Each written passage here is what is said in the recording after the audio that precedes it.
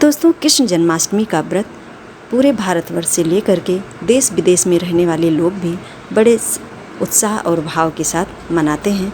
भगवान श्री कृष्ण की भक्ति जो है पूरे ब्रह्मांड में छाई रहती है उस दिन। जैसे कि जगत के पालनहार भगवान विष्णु के अवतार भगवान कृष्ण का इस दिन जन्म हुआ था और इस दिन इनके जन्म की कथा के अलावा इस व्रत की क्या कथा है उसका जो है पाठ जरूर करना चाहिए। कथा के अनुसार दोस्तों, पद्म पुराण में वर्णित जन्माष्टमी व्रत कथा, जिसके बारे में भगवान शिव जी ने नारद जी को बताया था, इस कथा के पाठ के बिना आपका व्रत अधूरा रह सकता है। इसका पाठ करने से भगवान की विशेष कृपा व्यक्ति को प्राप्त होती है। जैसे दोस्तों, पूर्व काल में हरिश्चंद्र नामक एक चक्रवर्ती राजा थे। उन पर संतुष्ट होकर ब्रह्मा जी ने उन्हें एक सुंदर पुरी प्रदान की जो समस्त कामनाओं को पूर्ण करने वाली थी। उसमें रहकर राजा हरिश्चंद्र 7 दीपों से युक्त वसुंधरा का धर्मपूर्वक पालन करते थे। प्रजा को वे औरस पुत्रों की भांति मानते थे। राजा के पास धन धान्य की अधिकता थी, उन्हें नाती पोतों की भी कमी नहीं थी। अपने उत्तम राज्य का पालन करते हुए राजा को एक दिन बड़ा विस्मय हुआ। वे सोचने लगे, आज के पहले कभी किसी को ऐसा राज्य नहीं मिला था। मेरे सिवा दूसरे मनुष्यों ने इसे विमान पर सवारी नहीं की होगी। यह मेरे किस कर्म का फल है जिससे मैं देवराज इंद्र के समान सुखी हूँ। राजाओं में श्रेष्ठ हरिश्चंद्र इस प्रकार सोच विचार कर अपने उत्तम विमान पर बैठ करके आकाश मार्ग से जाते समय पर्वतों के श्रेष्ठ मेरु पर उनकी दृष्टि पड़ी। उस श्रेष्ठ शैल पर झन योग परायण महर्षि सनत कुमार दिखाई पड़े जो सुवर्णमयी शिला के ऊपर विराजमान थे। उन्हें देखकर राजा अपना विस्मय पूछने के लिए उतर पड़े। उन्होंने पास जाकर हर्ष में भरकर मुनि के चरणों में मस्तक झुकाया और महर्षि ने भी राजा का अभिनंदन किया। फिर सुखपूर्वक बैठकर राजा ने मुनिश्रेष्ठ सनत कुमार जी से पूछा, भगवान, मुझे जो यह संपत्ति प्राप्ति हुई है मानव लोक में प्रायः दुर्लभ है। ऐसी संपत्ति किस कर्म से प्राप्त होती है? मैं पूर्व जन्म में कौन था?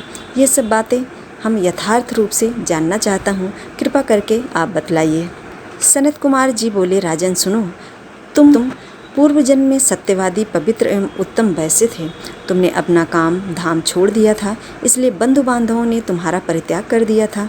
तुम्हारे पास जीविका का कोई साधन नहीं रह गया था, इसलिए तुम स्वजनों को छोड़कर चल दिए। एक समय तुम दोनों घने जंगल में जा पहुँचे।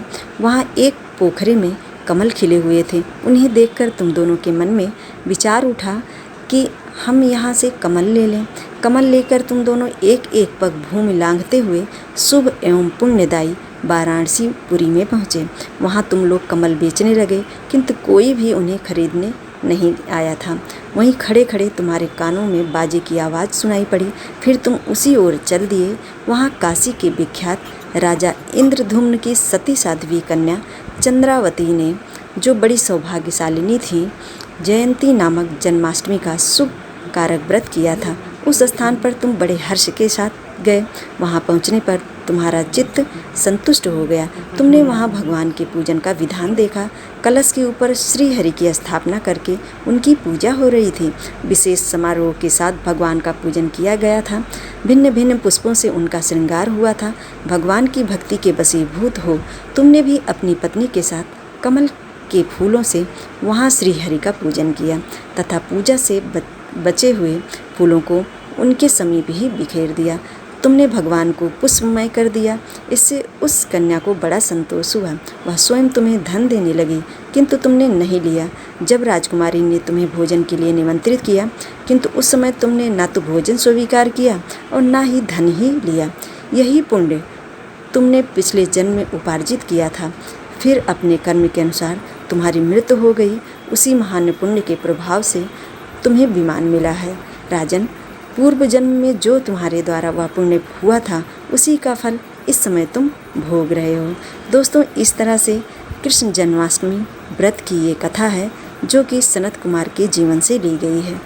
हम इस कलिकाल में भी अगर इस व्रत को धारण करते हैं और मनुष्य देह पाए हैं, तो इन बातों का स्मरण करके और अपनी श्रद्धा और भक्ति को धारण करके यदि हम इस व्रत का संकल्प लेते हैं, तो जो भी मनोकामना रखते हैं उसको हमारे भगवान ज़रूर पूर्ण करते हैं। इसी आशा के साथ दोस्तों आज की वीडियो में बस इतना ही कि यदि हमारी जानकारी आपके लिए थोड़ी सी भी लाभदायक हो, वीडियो को लाइक कर दीजिएगा और चैनल को सब्सक्राइब ज़रूर कर दीजिएगा।